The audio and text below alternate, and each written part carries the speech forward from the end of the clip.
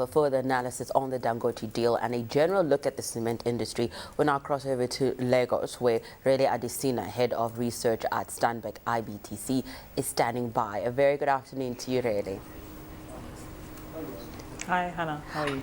Now, we were talking earlier on import subsidization. Now we hear the CEO of Dangote saying that this is probably going to do a lot to stop Nigeria from importing cement. Has that actually been realized? Because he was saying that this plant is going to actually stop Nigeria from importing cement, or is there still a lot of local demand to be met before you can get to that point? No, I think with the capacity that's coming on stream through 2012, significant strides are going to be made with respect to, satisfying demand from domestic sources. We estimate that demand is around about 22 million tons this year, and in terms of capacity, around 19 million tons, and in terms of capacity, by the end of the year, there will be enough to accommodate that. I mean, of course, if we look at the headline numbers, in terms of utilization, it is not at 100%. So, capacity comes on stream, you ramp it up. So during the course of the year, domestically supplied cement will continue to grow. I think that it's a very important step towards Nigeria being able to satisfy its demand from domestic production. When you talk about domestic production, one of the issues that you've had, and this is something that you've also said, is that capital expenditure from government, because a lot of this cement is going to go into building Nigeria's infrastructure. And you're saying that there seems to be a shortfall there where government isn't spending all the money that it should in a year. You were saying it's about 50 to 60% only that it's able to spend within a year. What would you like to see in terms of that becoming more efficient? Well, I think it's really about it's one thing to allocate a certain amount for capital expenditure, and then it's quite another to have the capacity to actually implement the plans that you have. And in recent years, we've seen a suboptimal performance in that regard, from government, without a doubt. We would like to see, obviously, the budget fully implemented, and we anticipate that if there was a more efficient implementation of government capex spend, then demand for cement could increase significantly, perhaps to around 30 million tons. So, it's quite an important lever with respect to driving domestic demand and then, looking at the impact of, the supply that's coming on stream on being able to meet that demand. If, for instance, we suddenly had implementation of 100% of the capex budget, then I would think that in the short term there would have to be some recourse to imports while additional capacity is brought on stream. Mr. Dangote was talking about export potential, and you were saying that Ghana being one of the countries that they're eyeing. When do you think that could be realized for the industry as a whole, not just for Dangote, that these producers would have met local demand and that there is that surplus for them to export? Well, I mean, I don't think that exporting to the region is a 2012 event. Dangote has the largest market share of around, we expect them to have around 70% by the end of this year. And, we've also seen Lafarge Wapco add capacity. Some of the smaller players are also adding small amounts of capacity.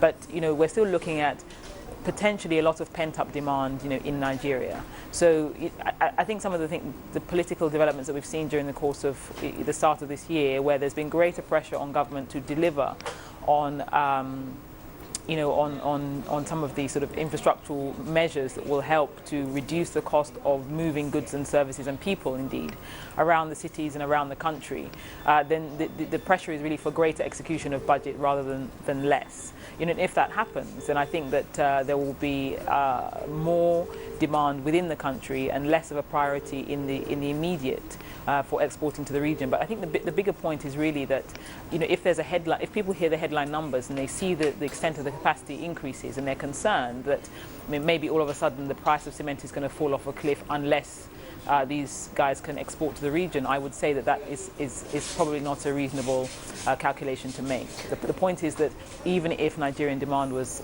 sated by local supply, the regional markets still remain there. That market share that Dangote has, you're talking about 70%. Does this make it difficult for smaller competitors in Nigeria in this industry?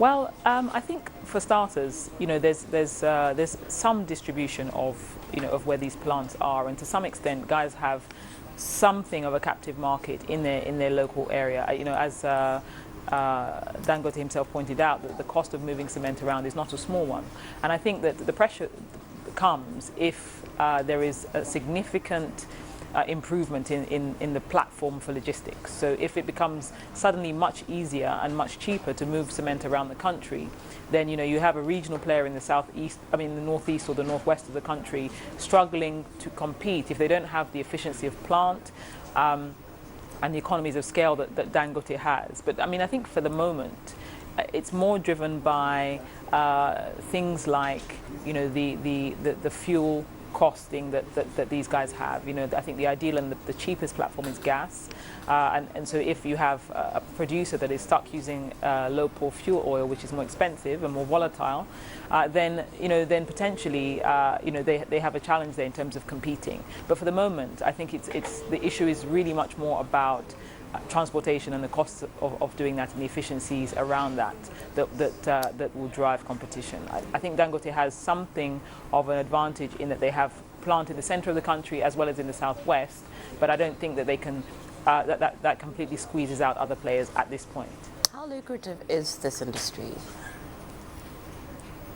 Sorry, I didn't hear that. How lucrative is this industry? Because when we talk about all the costs that are involved, how lucrative is it, particularly for the small players? You were talking about Dangote, and just looking at their infrastructure and what they have, generating their own power, a huge transport fleet. How lucrative is it for somebody who's wanting to get in, barriers of entry into this industry? Well, clearly it's capital intensive. It's not something that one would casually make a decision to enter into. I think that what we're seeing is existing players are adding capacity. The demand situation in Nigeria is still, relatively moderate in a global context. 20 odd million tons a year is not massive demand. I think that the players are still enjoying very healthy margins for sure, and net margins of around 50% for large players. So there's still room for